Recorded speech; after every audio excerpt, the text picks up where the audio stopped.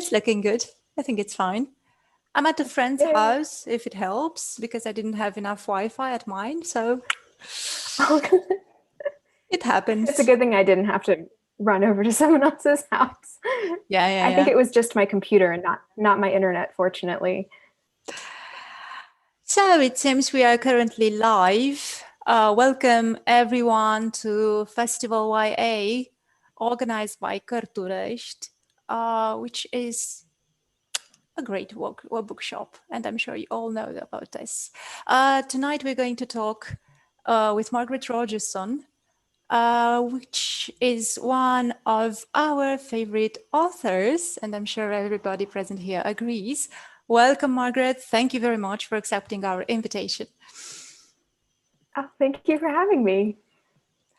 I'm going to be your host tonight. My name is Iulia. You can call me Jules. I'm a translator, and unfortunately, I wasn't the translator of Margaret's books, but I have translated quite a bunch of fantasy books as well. So I think we're going to have quite an interesting chat tonight. Margaret, let's dive in if you don't mind. I would very much like to ask you something I've been very curious about. Before getting into writing, you've been a jack of many trades, so we say. I can see you've been like a marketing assistant, a graphic designer, a freelance artist. How come did you get into writing? I think honestly, writing is just the only thing that I'm really good at. I always knew since I was a kid, I was a big reader, and I always wanted to be an author, but I just didn't think that it was possible because I'd never known an author or met an author.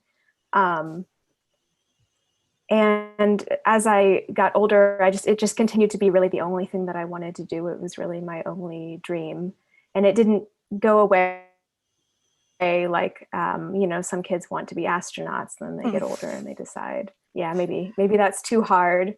But yeah, I just always wanted to be an author.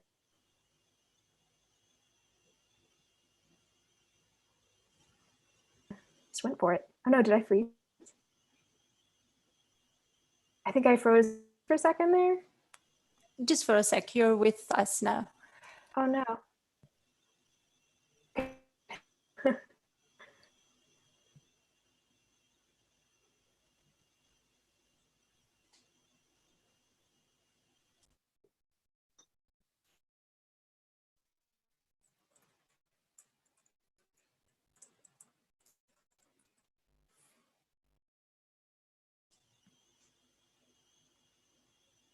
We can see you. You're fine. Okay, good. Was my sound off or?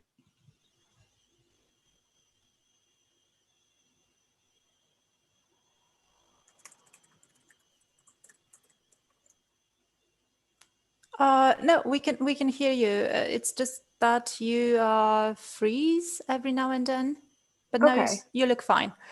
All right, sorry about that. I usually No don't worries. have.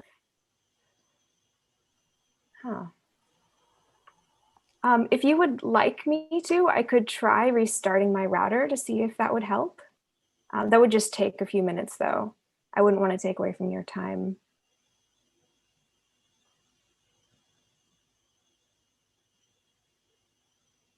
I think you could maybe go on now because you seem fine.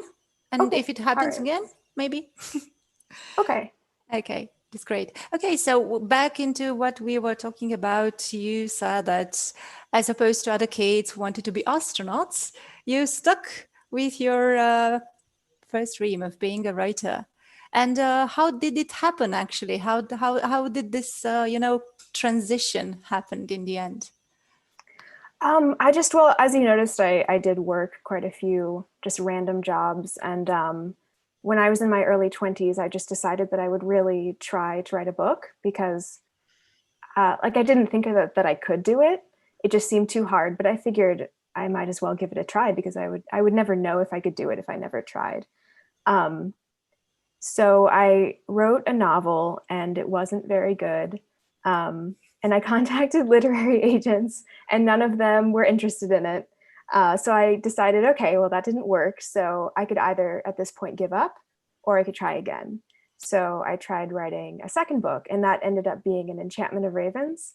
And interestingly, the same literary agent who rejected my first book accepted my second book.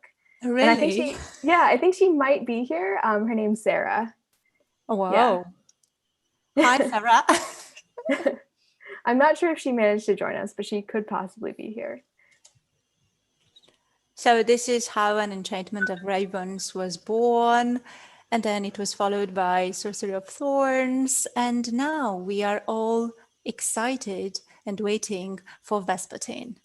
But we're going to get into this. And I think this is the right moment to perhaps ask any of our young fellows over here if they already have a question about any of Margaret's books, perhaps. Alicia, please. Yes. What scene do you enjoy writing the most from Sorcery of Thorns? Oh, that's a good question. I think my favorite scene is one kind of in the middle of the book when Silas gives Elizabeth back her sword, Demon Slayer. For some reason, that was sort of a quiet scene, but it had a lot of emotion to it. That was the scene in which Elizabeth finds out some things about Nathaniel's past that he's been keeping a secret from her. And I really enjoy writing those quiet but very emotional and intense scenes. I think those tend to be my favorite ones to write. Thank you. Thank you so much, Margaret. I can see Maria Lungu. Yes, hi, Margaret. My question is, how did you come up with the world of Sorcery of Thorns? Oh, so really, I love books, as we all do. I'm a book lover, and I was kind of struggling to come up with an idea for my second book. And I thought, why don't I just write about something that I really, really love and can write about passionately? And I just thought, why don't I just write a book about books, like magical books that can come to life?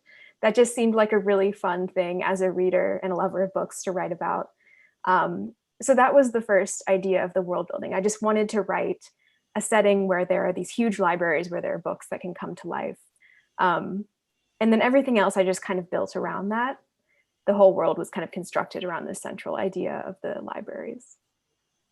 Yeah, I was just going to interfere and say that you wrote the first book about art, which you are also into, if I recall it correctly. And then you wrote a second book about books. So I was just going to ask you, the third book seems to be a bit darker on the side. How is this switch going on? Yeah, I was actually thinking about that both of my first two books, I did write about topics that are personally very important to me, like big parts of my life. Whereas with Vespertine, I have branched out a little bit because the main character is training to be a nun. Mm-hmm.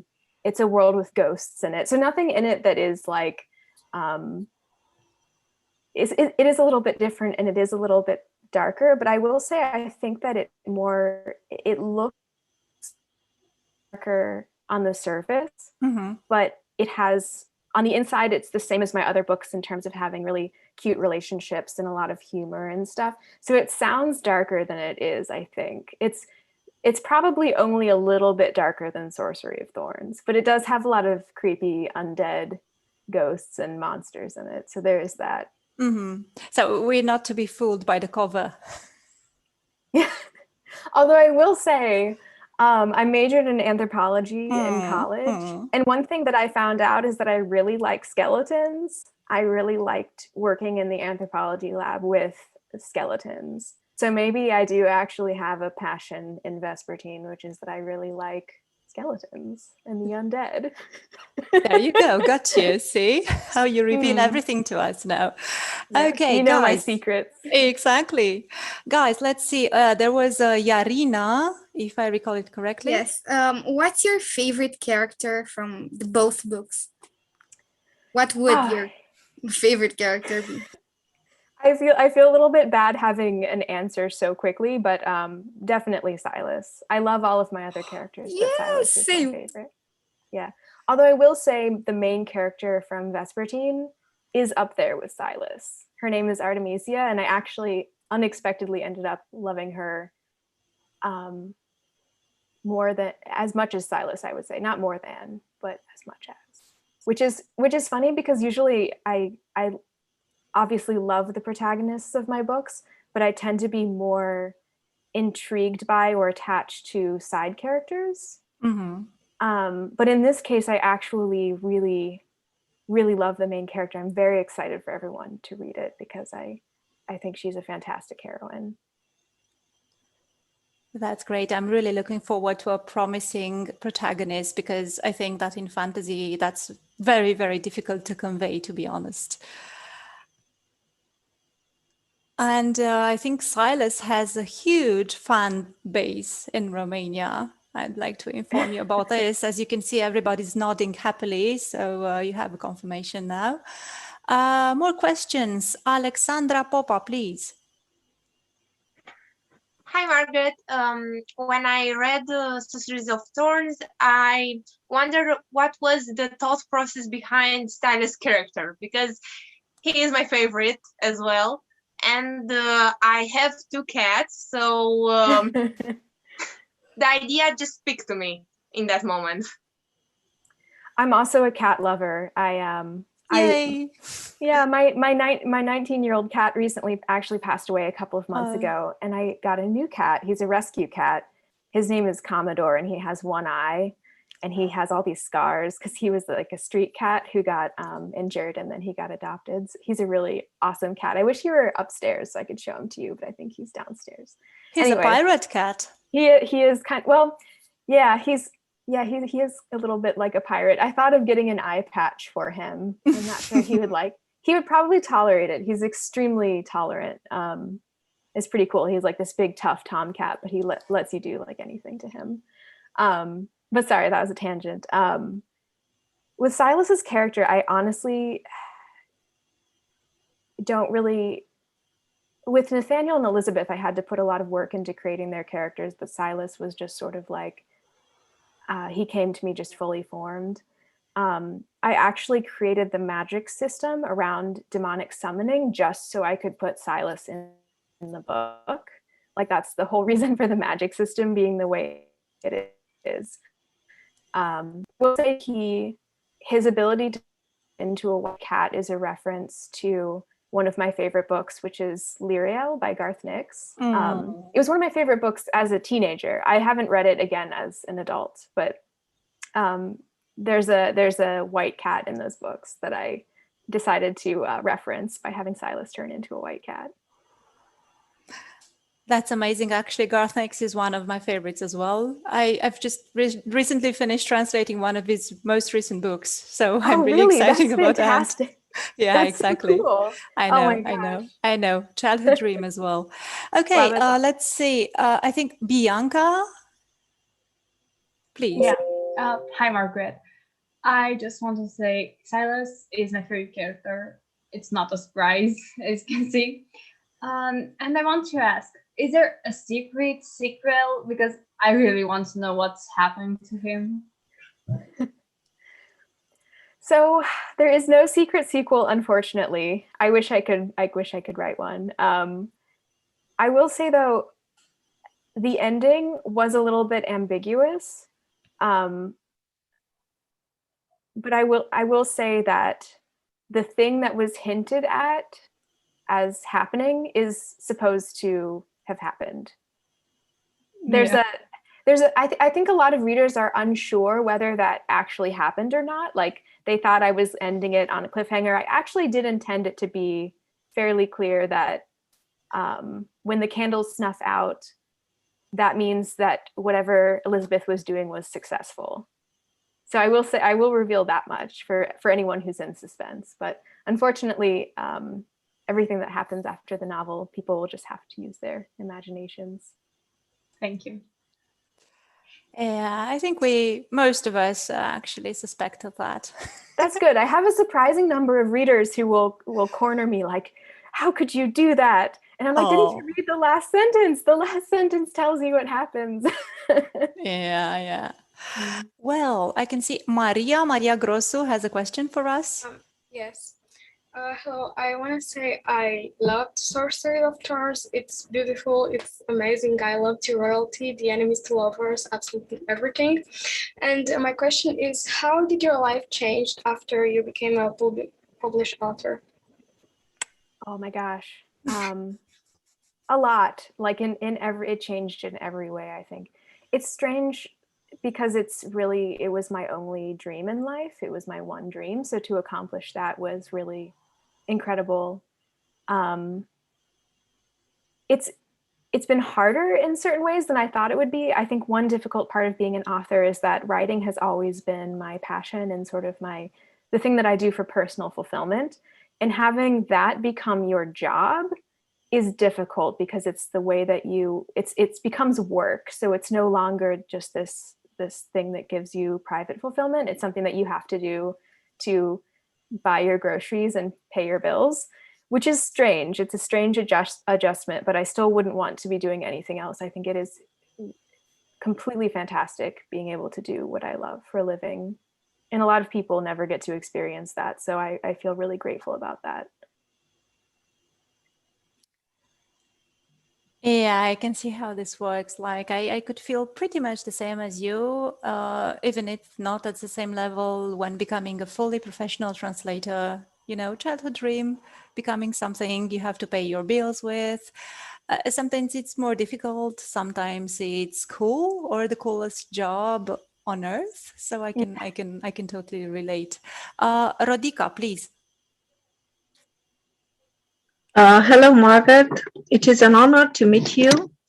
I confess that I have finished reading your books just last week.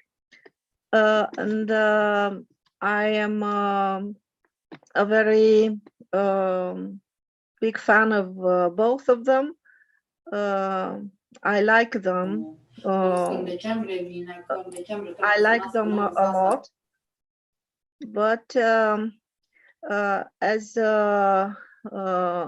one of the attendees said before, my first question was if you are planning to read some second volumes from both of them, because both opened wide doors to various approaches, and you could easily develop a lot of things. But when you answered, I was just thinking, but why not? Because you like a lot, and I like a lot Silas, but why not make him I don't know, a good character, because he was not, let's say, a bad character, but somebody who was not caring about what is happening with the others, but he developed a wonderful relation with Nathaniel, and it could be explored, this new possibility to make the other land somehow connecting in various and different ways with ours. What do you think? You have time because you placed your novel around the 1800s, so you have you have time up until now. It's true. Yeah, so the difficulty with writing sequels is that ultimately it is my publisher's choice and not my choice whether a sequel gets to be written. with Sorcery of Thorns, when I finished the book, I did not immediately have an idea for a sequel. I think that now I could write a sequel. I think I have had enough time to think about what sort of plot a sequel could have. But the window of opportunity, unfortunately, has sort of closed, because with young adult books, publishers prefer to have the sequel out a year later. So I would have had to have started writing it more or less immediately. And I just didn't have like a fully formed idea for the plot or the additional development that the characters would need to go through. And that's a little difficult. I do wish that publishing left more room for authors to take breaks between series books, because I would have loved to have done that. I think I will in the future probably revisit the world with another book, whether it's a standalone or a series. And if I do so, I would actually love to incorporate the characters. Perhaps Nathaniel has become the new Chancellor of Magic. Elizabeth will be doing some very interesting things as an adult. And of course, Silas, being immortal, can always be there, whether I choose to set a book in the past or the future. So I would love to revisit the world one day. And fortunately, my next book is a series, so I do get to continue that world this time around. Yes, thank you. And you definitely would incorporate these characters in a very different novel, just because the subject of Elizabeth being, I don't know, a daughter of a library, and her affinities with the library, and those magic libraries, extraordinary one, could be made I don't know, main characters, because in the end that wonderful library has so much impact in that final battle. So it has a life of its own, and it has to be brought to the young people, maybe making them fully interested in reading and looking in another way to books.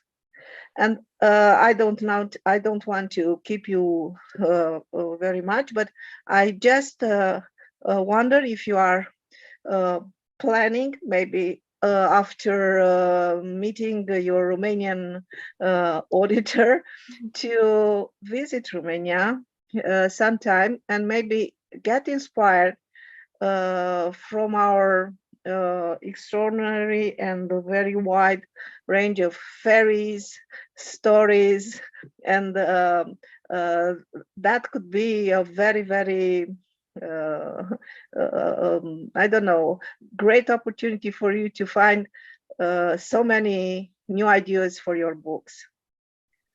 What do you think?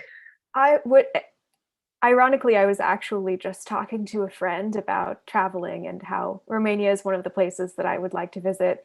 And we actually were talking about potentially making plans to travel to Romania one day. So yes, I would absolutely love to come visit. Just the landscapes and the architecture and the history and everything. Romania is just a very cool country. So I would absolutely love to visit.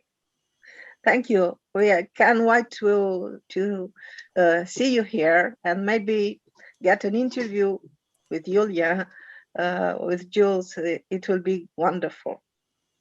Thank you so much. So let's rush up to the next questions. There was Natalia, please.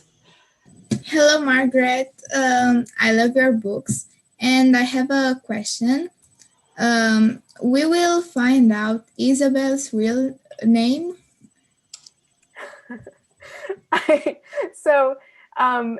No, I decided to keep that a secret because the book is written in the first person, and just as she would never tell one of the fair folk her real name, she also would not tell the audience her real name. And I also decided not to reveal it because I feel that it would be somewhat anticlimactic. For example, what if it turned out that her real name was, say, Deborah, or, you know, no matter what I come up with, I think the reader will be slightly unsatisfied, or at least there is nothing that you would gain by knowing her real name. So I think it's more intriguing to leave it a secret from the reader, just as she would keep it a secret from you if she had the choice.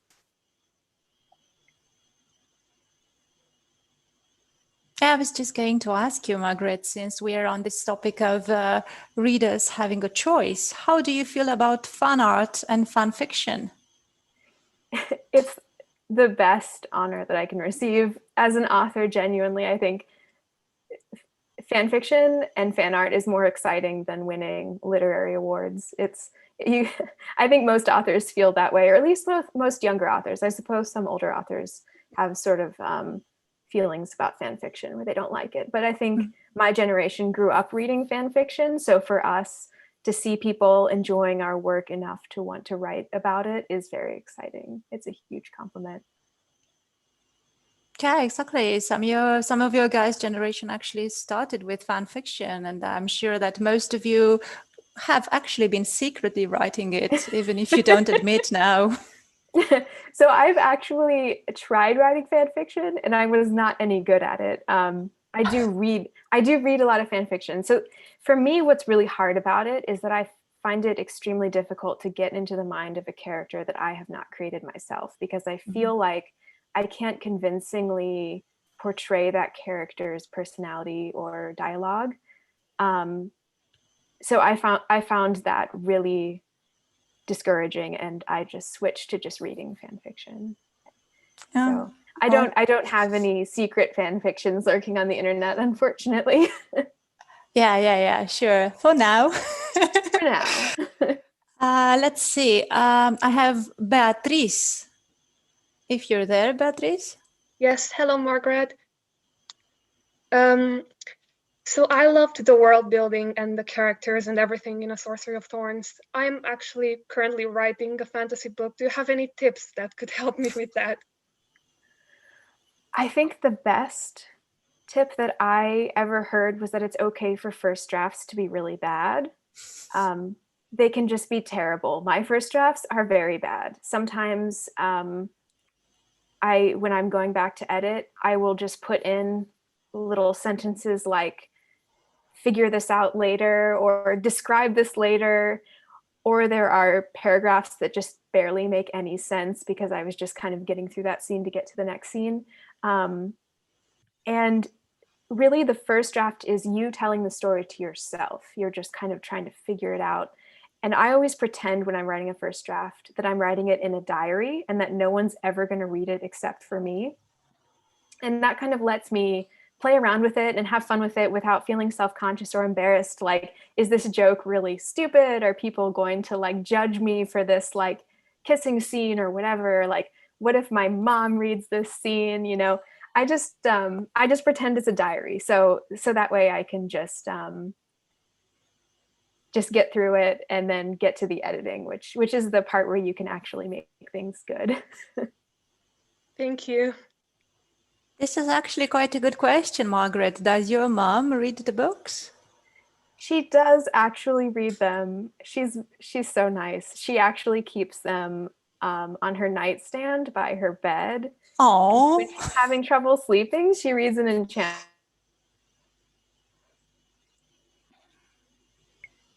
Like sweet and cute it is. She's very supportive. That's actually very cool. The other Beatrice, I'm very sorry. We have two Beatrice apparently in the conversation. So if the other Beatrice could ask a question now, please. Yes, hello, Margaret. I'm Beatrice, the other Beatrice. I love your book so much. And I was wondering if you would ever like to write a book that is sparked from another literary genre.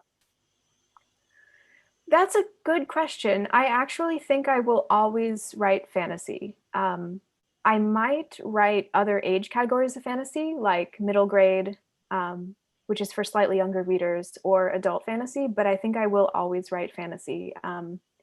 I do really enjoy reading science fiction, but I am bad at writing it because I don't have the ability to delve into the more technology related aspects of science fiction. Fantasy is easier because when you need magic, you just make up magic. Whereas with science fiction, there's obviously the element of science. So even though I love reading sci-fi, I don't think I could ever write it. So I will probably just stick to writing fantasy. It's perfect that way. Thank you so much. Okay, who's up next? Anna Scraggs. Yes. Hello. I'm Hi. a big fan. And I wanted to ask, what hobbies do you have in outside the field of writing books? Sorry, how many, what do I have? Hobbies. Hobbies. Oh, yes. It's funny because writing has always been my entire life, almost my only hobby, which I spend most of my time at. But I also love to draw. I am sort of an artist, I guess I should officially call myself an artist. I do love to draw. I love to hike. I love to spend time in nature. I love to watch documentaries, especially nature documentaries. I'm just obsessed with like nature history and science documentaries. Maybe one day I will watch enough science documentaries to be able to write science fiction, but I doubt it. I do sometimes play video games. I used to really like video games when I was younger. Nowadays, I just don't have time to play them. I do still play some World of Warcraft, though. Yay. Oh, I like the exact same things. Oh, that's fantastic. Yeah, it's funny. I've noticed that my hobbies have not changed in adulthood. I have the same hobbies now as I did when I was a teenager. And if you had asked me as a teenager whether I would still have the same hobbies, I would have not assumed that I would. But here I am as an adult, still playing the same video games and everything. That's actually quite cool. I think it shows us that you're quite a dedicated person. Or just kind of a boring one. Oh, come on. I'm going to take just a quick question from the chat. Alexandra is asking you, what was one of the most surprising things you learned in creating your books? Oh, gosh. That's a really good question. I have so many miscellaneous, interesting things that I've researched. I'm trying to think of just one really interesting thing. For my current book, Vespertine, I spent a lot of time researching medieval privies. And it was actually quite interesting. Gosh, there are just so many little things. For Enchantment of Ravens, I researched pigments. I researched what you can use naturally as pigments from just gathering items like in the forest. For Sorcery of Thorns, that had some interesting research. Even though it was the magic system and it's fantasy, I based the demonic summoning aspect on real mythology. So there's this book, this demonology book. It's like the Lesser Keys of Solomon or something like that, which supposedly contains the names of dozens of demons and what they will grant you if you summon them, what power they will grant you. And I remember reading that some of them would grant you really funny powers, such as like help you with your love life or your social skills, or they would teach you mathematics, or they would teach you about rocks and minerals. I thought that was just kind of funny and cute because they're like demons, but they were like, yeah, they'll help you with your relationship problems. So I think that was that was one of the funnier things I researched. Yeah, demons who could help you out with exams. Yeah. Sounds nice. Or interviews, maybe job interviews. I don't know. Oh, I bet there is one that would help you with job interviews. Okay. Thinking about it. Yeah. Bianca, I don't know if there are more Biancas, but I can see a blonde one with long hair. Okay. Hey, Margaret. Oh, My you were question both is, with long hair. Okay, sure. Go on, and then the other Bianca, please. okay. My question is, were your teenage years connected with any of the characters in your books? So I think the audio was a little off. Are you asking what is similar in my teenage years to the characters in my books that I write about? Yes, were your teenage years connected with any of the characters in your books? Maybe their history or something like that? I think that I do tend to put things that I struggled with as a teen into my characters, such as issues with anxiety. My current book, I think I put quite a bit of my teenage self into the main character in a lot of respects. I also sort of based Rook, the love interest in my first book, An Enchantment of Ravens, on someone that I met when I was younger. He was really, really tall. And he had some weird personality quirks that I appropriated for that character. I would say like everything that I've lived in my experience growing up has probably found its way into my characters in respects that I'm not even personally conscious of, things that I've struggled with. I think Elizabeth, I put into her sort of my uncertainty about what I wanted to do growing up, or like how I would fit into the world or find my place in the world. I think Elizabeth definitely reflected a little bit of that, because she's sort of at the age where if she lived in current times, she would have been considering going to college. So that was sort of her whole thing with becoming a warden, was that it was a reflection of that, I think. Okay, thank you. Thank you as well. There was the other Bianca, and then Alicia, please. Hi again. I just want to ask, I'm writing a book as well, and how do you come up with the names for the characters? I think that's the hardest part. Naming is really, really hard. I think sometimes the name just comes to me, and then sometimes it takes me forever to figure out what a character's name is. I would say my advice would be not to stress out about it too much, because you can always change the name later. It's sort of, I know some people feel as though once they've named a character, it's part of that character to the extent that they cannot change it, because it would almost be like a different person. I'm not one of those people. For example, Nathaniel had a different name in the first draft of Sorcery of Thorns, and my editor had me change it. Well, we both agreed it was a really silly name. So we decided to change it, because my first idea was that he would always go by his last name, Thorn, and he had kind of like an embarrassing first name that he like didn't want to tell anyone. But that ended up not working out, because I realized that Elizabeth had no social skills, and she would just call him by his first name once she found out what it was. So I ended up changing his name, and I do find that, you know, it's more important just to write the book than to worry about things like, oh, what should I name this character? What should I name this country or this town? Because those sorts of smaller details can stop you from writing a book if you dwell too long on them, or feel as though you need to have every detail like exactly figured out and perfect before you start. So I recommend just sort of picking a name and just starting. And then if you end up not liking it, you can always change it later on. But I sympathize, because I do think naming is really hard. It is one of the hardest things. Thank you. Come on, Margaret, what was his name? It was actually... Don't block now. But it was Cornelius. Cornelius, oh, no, really? Cornelius. It's like Cornelius Fudge in Harry Potter. Yeah. Oh, wait, no. Was it Cornelius or was it... Shoot, Don't fool us now. Come on. We're having so much fun. It's a really embarrassing one. I thought it was it Cornelius the Wise? Cornelius it was like a figure. Cornelius. That makes me think of a long beard and something like, you know, like a pointy hat.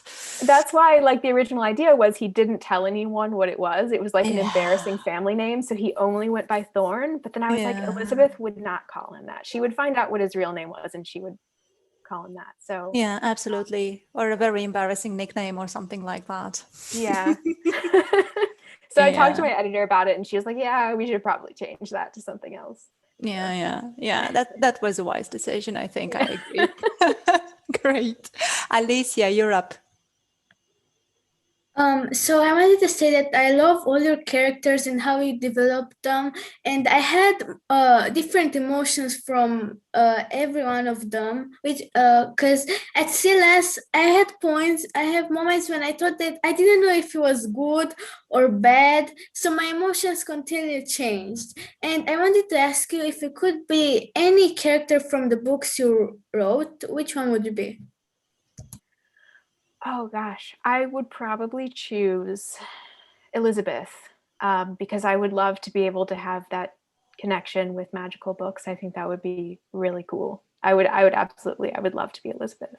And then I could be friends with Silas and Nathaniel. So that would be like a bonus. Yeah, definitely Elizabeth, I think. Thanks. Ali, you're next. That took me a bit by surprise. I was kind of mentally preparing my my little speech. First off, hey, I am very pleased to meet you. And I wanted to say that I got to read the book last year, and I think it was kind of fate that brought it to me, because I surprisingly won it at a giveaway that I didn't expect. And it just came at a moment where I wasn't that well. And I can still remember how Nathaniel just made me feel so much better with his funny, replies. And he's just a very dear character to me. And I wanted to ask you two questions.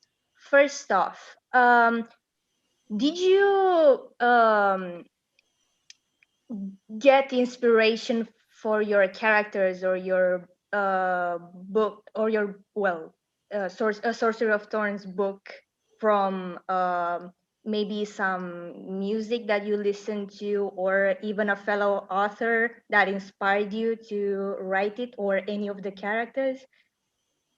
I actually did have some sources of inspiration that were significant inspirations. So as I mentioned earlier, the books Sabriel and Lyriel by Garth Nix were huge sources of inspiration, particularly Lyriel, which is the second book, and it does take place in, or part of it takes place in a really big sort of magical library. It's almost sort of a museum library combination. It's a really cool, very cool library, and I sort of imprinted on that as a teenager. I just loved that book. So that's why I ended up having Silas turn into a white cat as a reference to the character Margaret that's in that series. I wanted to kind of throw that in to my readers as like sort of a confirmation that yes, I was very inspired by Lyriel when I was writing this. And then of course I was also really inspired by Harry Potter, because the whole concept of the magical libraries and the magical books definitely I think are very reminiscent of Harry Potter, which was my favorite series growing up. Yeah, there also another source of inspiration was the Bartimaeus trilogy by Jonathan Stroud. That was another huge source of inspiration. It also deals with the idea of demon summoning being tied to the magic system. So I think those were the big ones. Also, Beauty and the Beast was a huge inspiration. That was my favorite fairy tale growing up, and I loved the Disney movie as a kid. So there are a lot of huge themes that are, I think, very obviously Beauty and the Beast related, like the magical mirror and the roses and the dresses.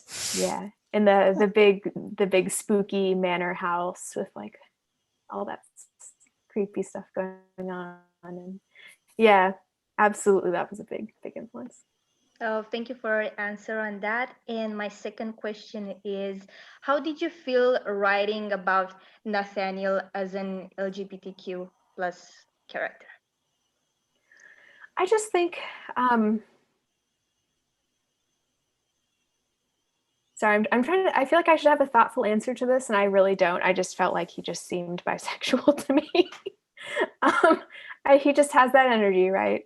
But really, I do want my books to sort of reflect the real world. And even though it's set in a time period that's like the Victorian era or the late Regency era, like people, of course, were bisexual back then. And, you know, I don't know, I just like to write characters who are not straight, I suppose. You'll see more of that in my next book. The main character, Artemisia, she's asexual. So that's exciting, kind of like Catrian in Sorcery of Thorns, even though I never really developed that. I did just briefly mention that. Yeah. I actually don't think any members of the main cast are straight in Vespertine, but it's something that doesn't get discussed very much. Like it's, I don't really like promote my books as LGBTQ books because it's not really a strong theme. It's just something that is sort of there in the background and referenced maybe briefly, but yeah. I think their presence is still appreciated. Oh, thank you. No problem. And thank you so much for being here today. Thank you as well, Ali. Okay, let's see quickly with the questions. There is Christina, dark-haired Christina. Thank yes. you. Hello, Margaret. I was wondering if it was harder for you with Vespertine to develop a more a longer story. Now that you said this is going to be a series, I was wondering if you preferred writing standalones or series. I think that really I prefer writing whatever I'm not writing at the current time. It's sort of a feeling of the grass is always greener on the other side, because when you're writing a standalone, you're sort of nearing the end and you're thinking, I have to say goodbye to these characters and it's going to be so sad because I want to keep writing about them. But then when you're writing a series, you're like, oh my God, I have to write 2 more of these books. Like it's, so I love both for different reasons. I think standalones are great because you can have just this complete story all wrapped up in one volume. And I think that's really great as a reader and a writer. I enjoy reading standalones, but I also like series because you can go so much more in depth with the character development and the relationships and the world building. And I've been enjoying that a lot, even though it is a lot harder. I'm really enjoying playing the long game with all of these relationships and these plot devices. It's been a lot of fun just plotting everything out in advance and laying the seeds of things that are going to happen in the second and third books and the readers don't know yet. I'm quite enjoying that. Thank you. Oh, thank you. Yeah, thank you as well. Maria Grosu, please. Yes, who is your favorite author at the moment? That's a good question. I feel like I can't just pick one. My favorite author, I think, of all time is probably Diana Wynne Jones. House Moving Castle. Yeah, I love her work so much. But lately, I've really been enjoying Martha Wells. She's the author of a science fiction series, The Murderbot Diaries. I translated some of them. Yeah, I know. Oh no Love way! her work. Oh my God! Yeah. Totally. Oh, that is so cool. Mm-hmm. That is really cool. Oh my gosh, I would pass out from excitement, honestly, if I read. Yeah, so those are my favorite current books, I think. I also really enjoy Frances Harding. She is a UK author who writes really interesting young adult books that are, the world building in them is very different, really creative. I think her most recent book was Deep Light, which I really enjoyed. Yeah, she's fantastic. I highly recommend her if you're looking for something sort of cool and different and very creative. She's fantastic. I can't believe you translated The Murderbot Diaries. Yeah, tell me about it. That's so cool. Yeah, I'm really looking forward to see if the publishing house is going to choose to translate the next ones, because I just translated the first 2. So we'll see how this goes. Fingers crossed. Yeah, thank you so much. But about Frances Harding, I didn't know. So thank you so much for the rec. I'm going to check her up. Good. Who's next? Let me see. There was Ioana Alexandra. If you are there. Hi.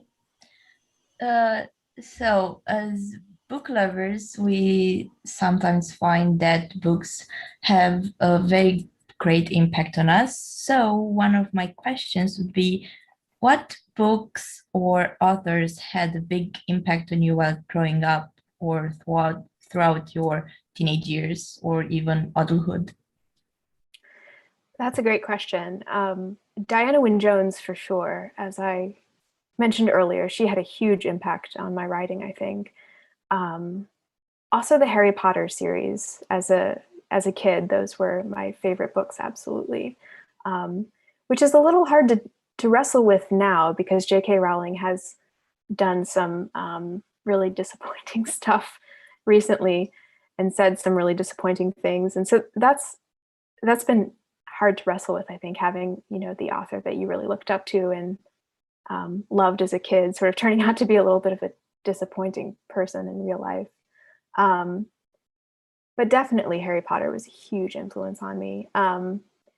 Also the author Patricia Reed, she wrote a series of books called Dealing with Dragons about a princess who decides that she doesn't want to be a prince, so she runs off to be intentionally captured by a dragon.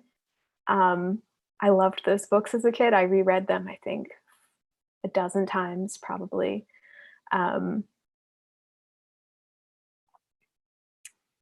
Yeah, there are so many authors. Robin McKinley is another big one, especially as a teenager. Her book Beauty, which was a Beauty and the Beast retelling, was a huge influence for an Enchantment of Ravens. So she was a significant influence on me as well. I would say those are probably the biggest influences from my childhood and teen years. Thank you. And my second question would be, as Silas is a very beloved character, would you ever consider writing a book about his past and where he's coming from?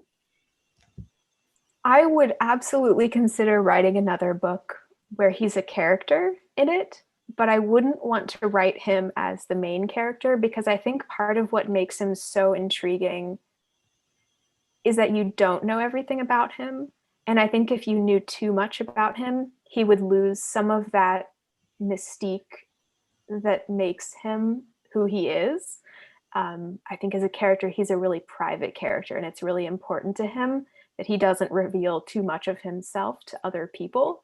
So I think it's difficult because with characters like Silas, I love them so much that I want to write them almost too much, but I know that there's a really delicate line that I have to walk between revealing too much and revealing too little. And I can't indulge that side of me that wants to write about him too much, because then I would reveal too much and he would lose just his essence as a character, I suppose. Which is it's tough because I would like to write a book like that, but I don't think I could get away with it. It's a shame, but thank you. I'm sorry.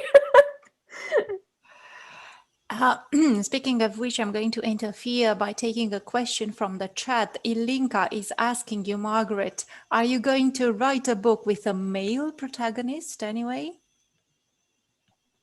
That's a good question. I'm not opposed to it, but I think in young adult particularly, writing female main characters is sort of the standard, which perhaps it shouldn't be, but it is. I don't know. That's a really good question. I think that probably at some point I will probably write a main character who is a boy character or a man. But yeah, I don't have any plans to do so currently. And there is another question in our chat which says, from what age did you discover your love for reading?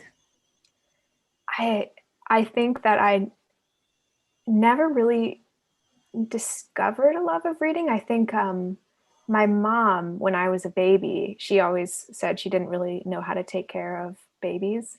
Like she wasn't like a natural, mother type. So she would just read to my brother and I all the time. Like that's what she did was just read to us continually, and we just loved it. So I think I was almost not born with love of reading, but it's something that I was almost given as a gift from my mother, and I never had a moment where I sort of like discovered my love of reading, because I was just raised with a love of reading.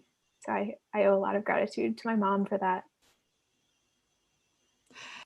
And there is Antonia asking you in our chat if you have a favorite among your books.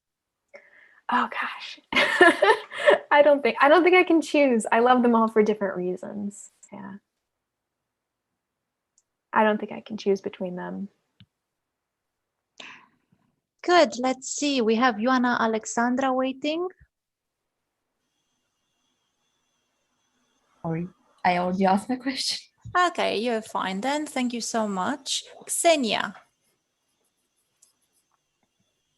are you with us? Yes. Hi, I love your work and of course your imagination. I just read an Enchantment of Ravens. My next reading will definitely be a Sorcery of Thorns. But my question is, who is your favorite character from an Enchantment of Ravens? Actually, my favorite character from that book is Gadfly, who is a side character. Someone earlier asked me where Silas's character came from. And I think part of the reason I wrote Silas was because I so enjoyed writing Gadfly. And even though they're very different characters, they both have in common this aspect of you never knowing quite which side they're on, or whether they're good or bad. They're mysterious and difficult to know. So yeah, Gadfly, he was my favorite character. I also loved Rook and Isabel, of course. Like, I love them all. I can't really choose between them, but in terms of which one I found the most intriguing, I would have to say Gadfly. Yeah. Thank you. Oh, thank you. Estera, if you're with us. Yes, nice to meet you. My first question is, which character do you like more, Rook or Nightingale? That's really hard. I actually like them both the same. I love both of their characters. They're very different people. Yeah, I think I like them both the same, just for different reasons. And which book do you like more, Sorcery of Thorns or Enchantment of Ravens? I just can't. I can't choose between them. I think they're both so different, right? Like, an Enchantment of Ravens is a fairy tale romance, and Sorcery of Thorns is more of an epic fantasy type book. Yeah. They're just so different. It's very hard for me to choose between them. I think they both sort of exist to satisfy very different moods. So I love them both equally for what they are. It's like choosing between your children. Or it's like choosing between like your two cats? different I almost feel like it's more like choosing between two different foods, right? Like, one is like a comfort food, and one is like a more interesting food, but one that you wouldn't always be in the mood for if you're feeling sick or something like that, you know? It's just almost like they're for different times or different preferences. Hence your mother keeping them on her nightstand and, delving into them every now and then for comfort. Yeah, that makes sense.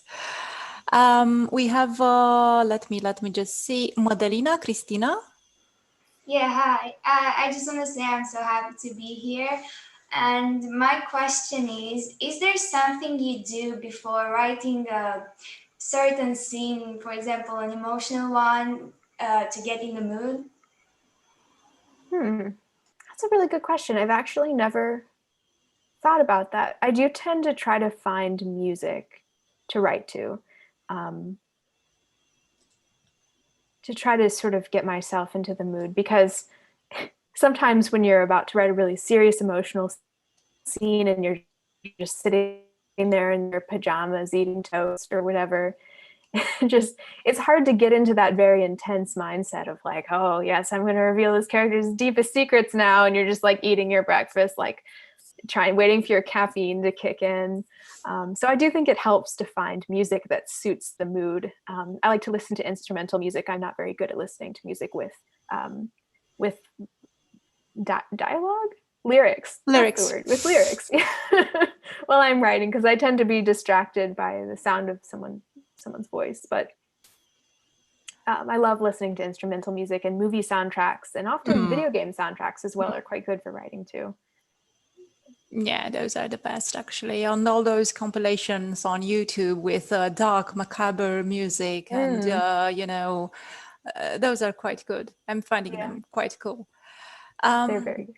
There is Alessia, if I'm not mistaken, waiting for a question. Yes, I think that's me. So first of all, hi, I'm very excited to be here. Like, I love your books. You're totally amazing. And I have a question or two. But the first one is, what is something you know now and helped you through the years, but you wish you knew when you started writing? That's a really good question. I think that if I could go back in time and tell myself something, it would be to stop trying to be so much of a perfectionist. Because when I first started writing, I felt as though I had to be really good at it, or else it would be a waste of time, or people wouldn't take it seriously as something that I could do as a career. So I felt this need to almost impress other people in addition to sort of impressing myself. And as a result, I became extremely perfectionistic, and I would judge everything that I wrote very harshly. And ultimately, that sort of created like a wall between myself and my writing, where my writing became a lot less emotional and genuine because I was trying so hard not to sort of embarrass myself or disappoint myself. And it had the opposite of the intended effect. And I wish that I could just go back in time and just tell myself to like, just put all of my feelings into my writing. Again, like I'm writing in a diary. Because I think the reason my first book wasn't very good was because I wrote it at arm's length. I wrote it sort of guardedly. I'm not sure how to describe it. It just didn't have the life in it or the soul that you put into your work when you're truly putting your personality into something. It just lacked that. And I wish I could go back in time and tell myself it's okay to put stuff in books that are tropes that are like embarrassing or kind of silly, because that's what makes a book fun, is when you put stuff into it that you genuinely enjoy, even if it is slightly embarrassing in some ways. Thank you very much. And also, you said you were watching movies and series, and what are some of your favorite movies and series? So I actually don't watch a lot of TV that's not documentaries, but I love the TV show The Expanse. That's my favorite TV show. It's really good. It's a science fiction show, but it's really character based. The characters are very well done, and the relationships are really well done. It does have a slow start though. Anyone who tries watching it, you have to get through like the first half of the first season before it starts to get really good. But I really love that show. As for movies, nothing really recent that I've loved, disappointingly. I grew up in the era when like the Lord of the Rings movies and the Harry Potter movies were coming out at the same time. So I think that almost ruined me for movies forever, because now we don't really have like really good movies coming out simultaneously the way they used to.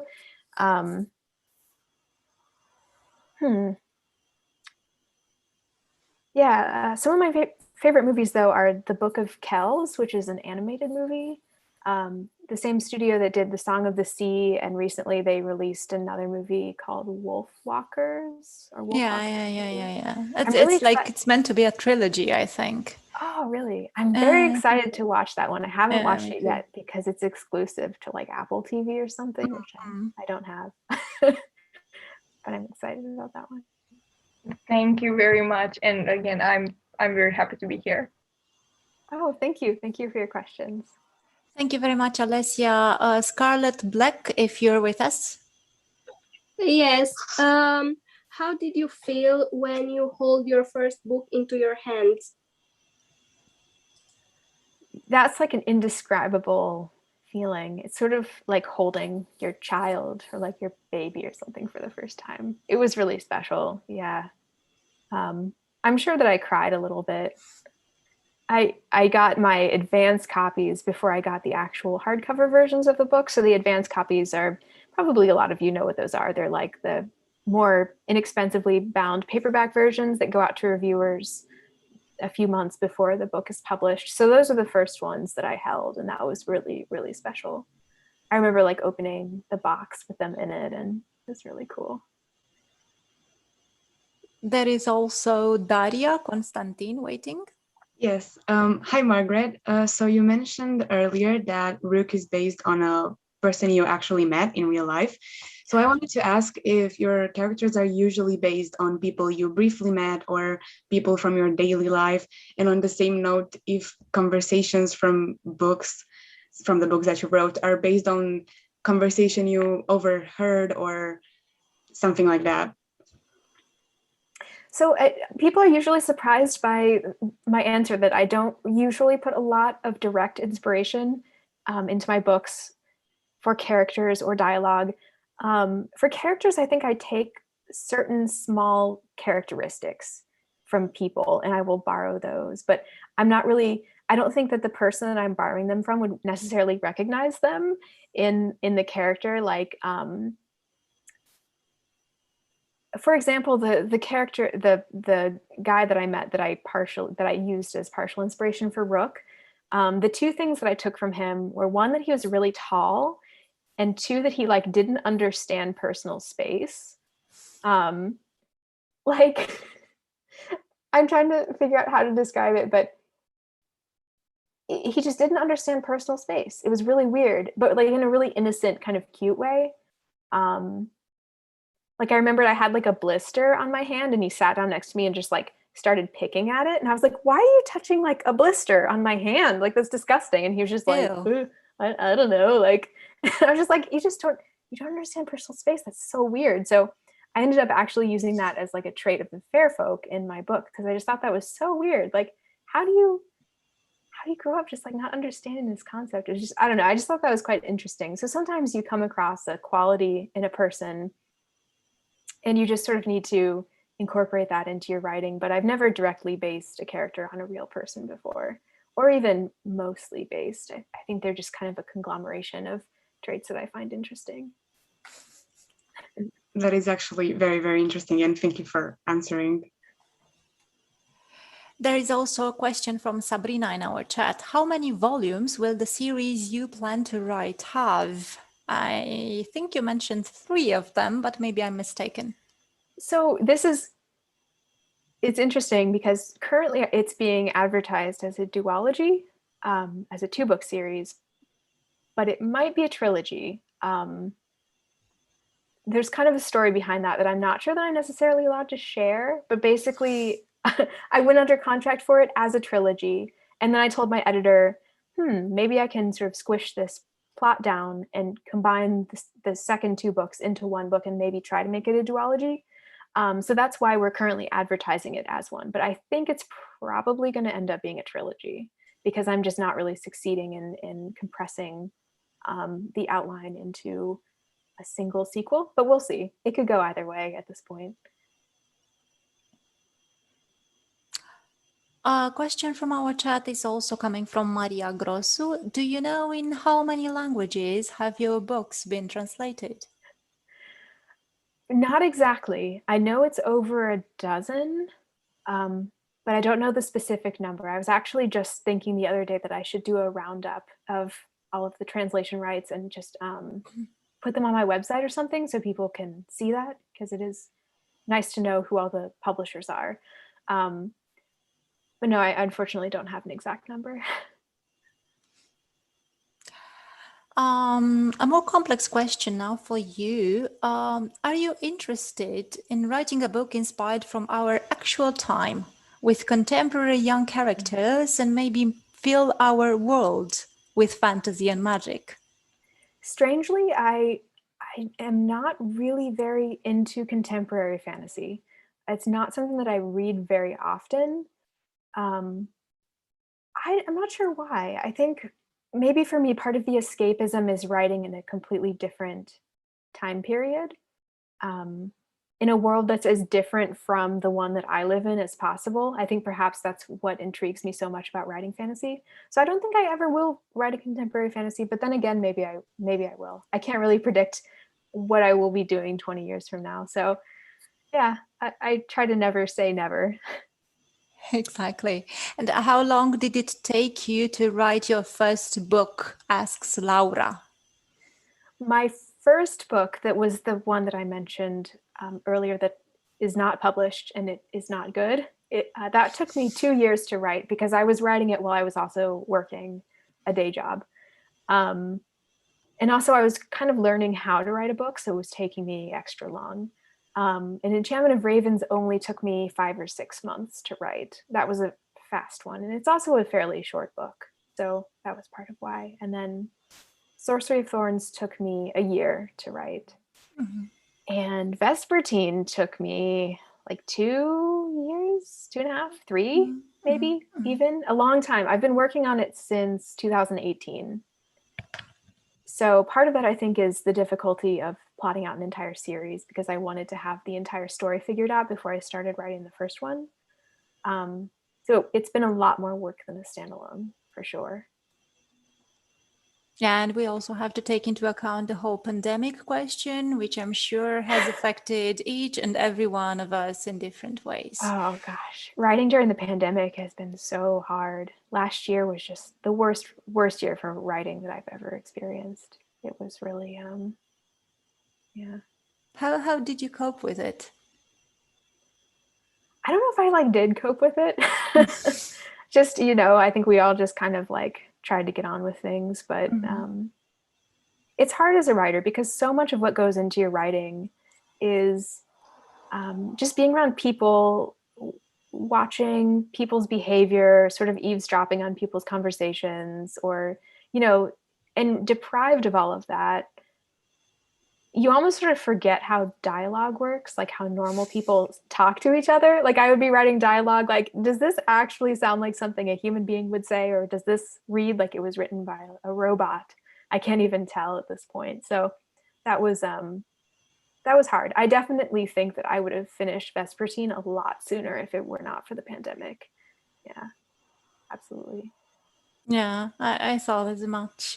I'm on a brighter side. I'm looking at some questions coming up into the chat, and they're sort of revolving around one of the themes of the festival, which is also books which have been or will be adapted into films or TV series. So how do you feel about that? Would you ever imagine your books being adapted, I don't know, for any channel or maybe for a movie company? I think that would be very cool. I don't know if it's ever going to happen because the types of books that I write would have to be so heavy on the special effects that I think they would be less easy to adapt than a lot of other books. I would love for my books to get an animated adaptation, like a Miyazaki film. I would love that quite a bit. Yeah, I think that would be my ideal. Would be an animated film adaptation. Again, never say never. And then you'll have to think about, who's doing whose voice, how does the cast look like, and a lot of complicated questions. Yeah. Okay, I'm seeing Alicia really wanting to ask something, and then I'll go back to the chat. Please, Alicia. Yes, I wanted to ask you, from when you entered this authors, how should I say this? From when you started writing and published your first book, did you make any authors friends, someone to contact and being good friends with other authors? Yeah, interestingly, I don't have as many author friends as I think most people would expect. The interesting thing about being an author is that you really only get to know each other on the internet because you don't have an office that you go into where all the authors write together, which I would love. That would be fantastic. But I don't use social media a whole lot. So as a result, I haven't gotten to know a lot of other authors super well. I do know Catherine Arden, who's the author of The Bear and the Nightingale. And I got to read some of her manuscripts early, which was really cool. She is such a fantastically talented author. I was supposed to be beta reading it to like help her with the plot. And I was just like, there's no way. You're just so good. I can't find anything wrong with this book. But yeah, I always keep telling myself to reach out more to other authors and to make more author friends, because I think that would be really nice. Thank you. There's also Maria Lungu waiting for a question. Yes, I have actually two questions. One of them is, you said earlier that one of your hobbies is painting or doing art in general. Have you ever tried creating a picture of one of your characters? So I have not, because for some reason I just can't do that. I think because the image of the character I have in my head is so not necessarily specific. Because I certainly, when I look at fan art, I always think, oh, that's a great depiction of the character, you know, that's a great interpretation. But there's just something about the way they exist in my head that I just can't get down on paper. And I'm not sure why that is. It's very strange. It's almost like they exist in a world of writing and I can't put them in the world of art, which for me are like almost two separate things in some weird way. I know that doesn't make any sense, but I just, for some reason, just can't draw my own characters, which is inconvenient because I would love to be able to do that. It actually makes a lot of sense. It's like they're only in your head, right? Yeah, it's like they exist in the realm of the mind, and like trying to take them out just doesn't work somehow. Yeah. And my second question is, what would your Hogwarts house be? Definitely Ravenclaw. Me too. Oh, yay.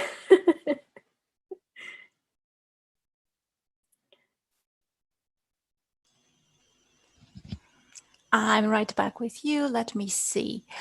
Would you describe yourself as an introvert or an extrovert person, Margaret?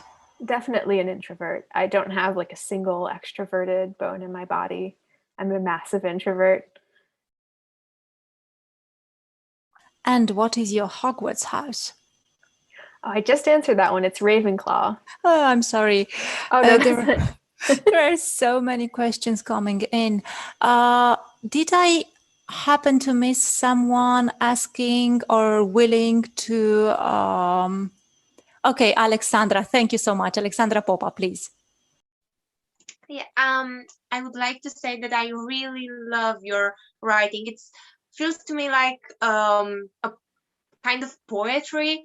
When I open your book, I feel like I'm sucked in and I could feel and touch and taste and smell everything in there.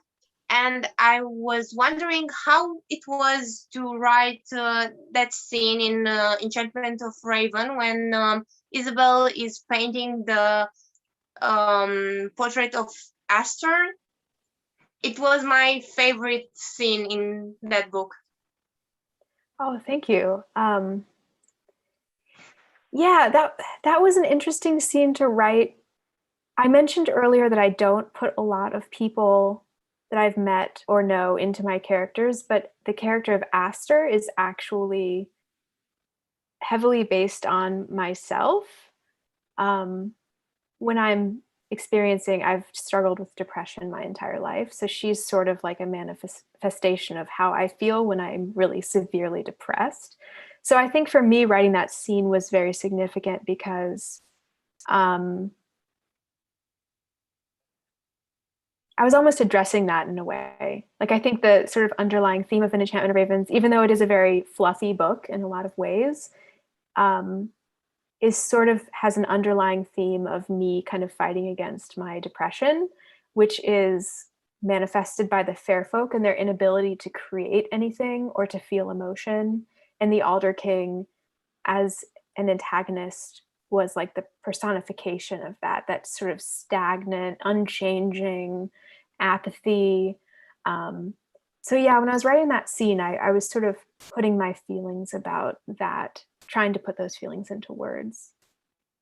I struggled as well with depression, and when I read that scene, I felt understood somehow. Oh, thank you. That really means a lot to me.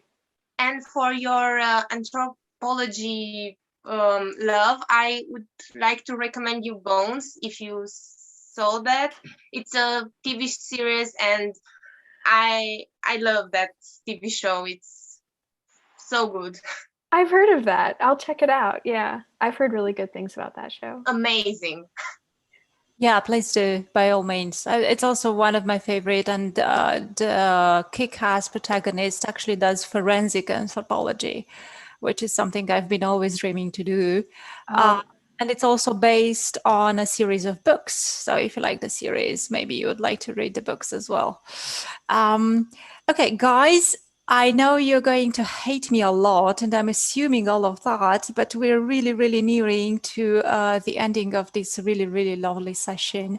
And I'm sure Margaret would also like to, you know, maybe, I don't know, pet the cat or anything.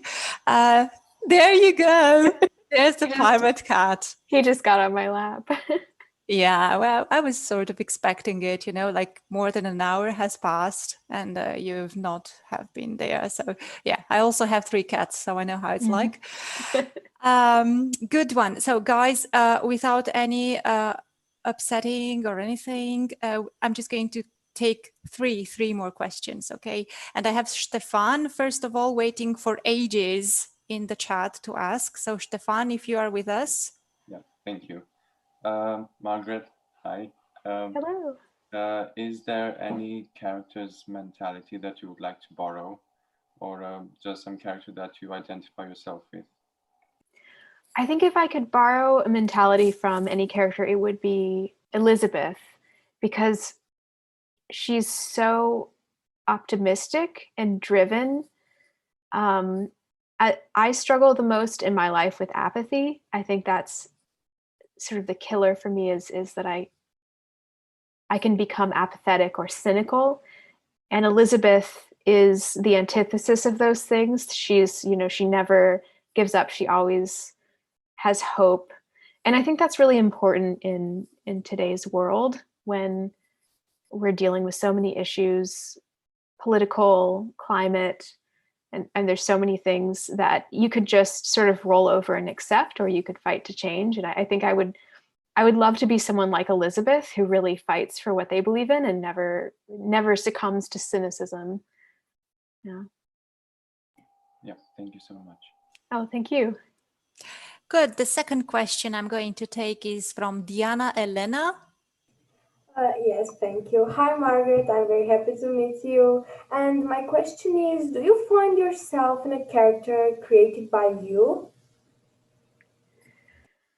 I think that every character I write, or most characters I write, have a little bit of myself in them in some way, like some small piece of myself. I think particularly with my protagonists, I have to put something of myself in them, or they don't feel like genuine characters. So in Enchantment of Ravens, Isabel has my love of art.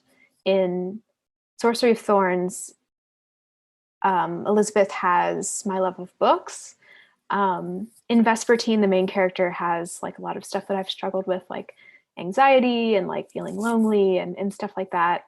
So yeah, I definitely do put parts of myself into my characters. And I think for sure in ways that I don't even know about, like I'm not aware that I'm doing it, but I think probably subconsciously I put a lot of myself into characters as well.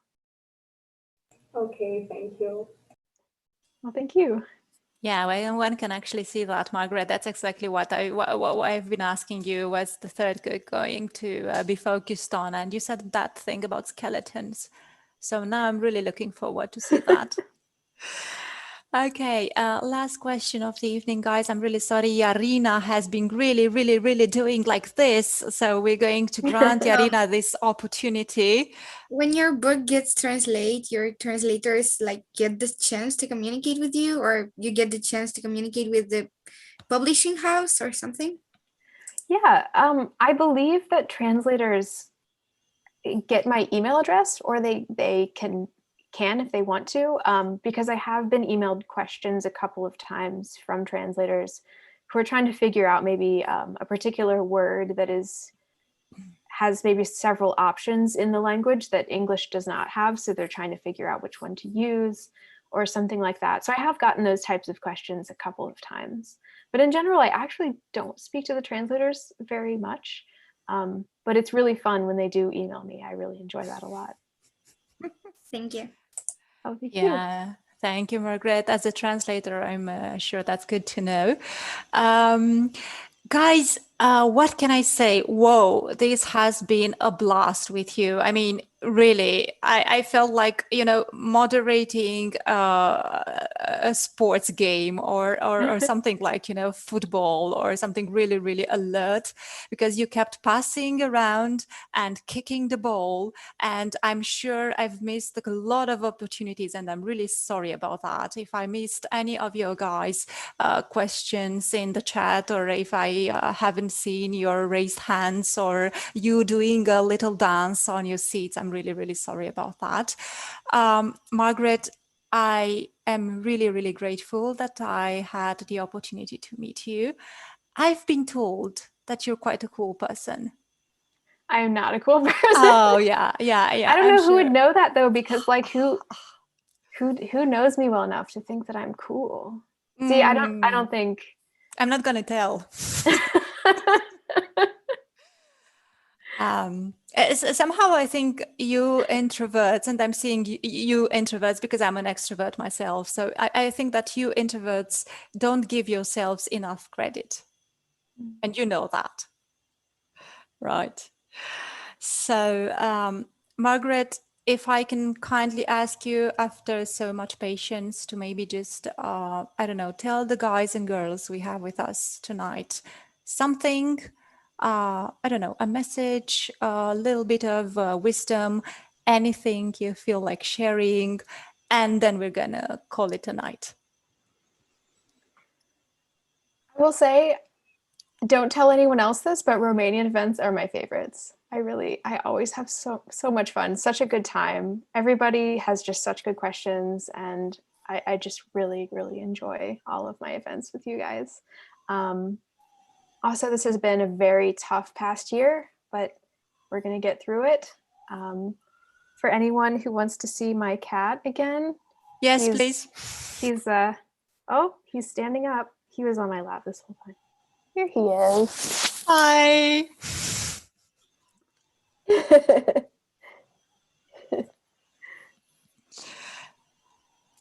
Thank you so much for having me. I had a really fantastic time.